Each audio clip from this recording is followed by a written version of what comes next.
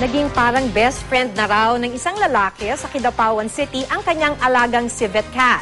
Pero dahil kabilang ito sa mga endangered species, handa raw ang lalaki na pakawalan sa gubat ang alaga. Sa Bacolod City naman, naging bonding session ng mga alagang hayop at kanilang amo ang pagpapalitrato. Makibalita tayo kay Adrian Bobe ng GMA Bacolod. Sa isang photo studio sa Bacolod City, hindi mga tao, kundi mga hayop ang mga modelo.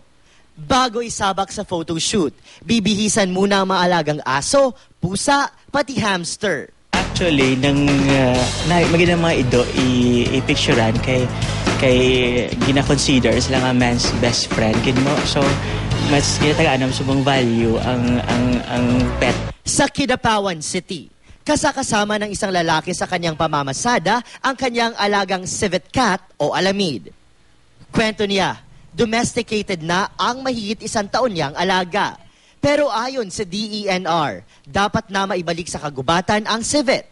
Kabilang kasi ito sa mga endangered species.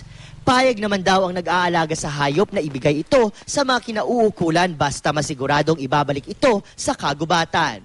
Kilala ang mga civet o alamid dahil sa kapeng alamid na naibebenta sa mataas na preso. Isang uri ito ng kape na nagmumula sa mga coffee bean na kinain na ng civet at nakuha mula sa dumi nito. Natrap ang isang butanding sa isang fish pen sa Ragay Golf sa Tagkawayan, Quezon. May haba itong 13 metro.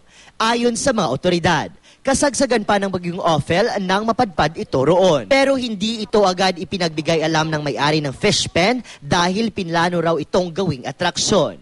Nakumbinsi rin naman ang may-ari ng fish pen na pakawalan ang hayop. Adrian Bobe, Nagbabalita, Pilipinas.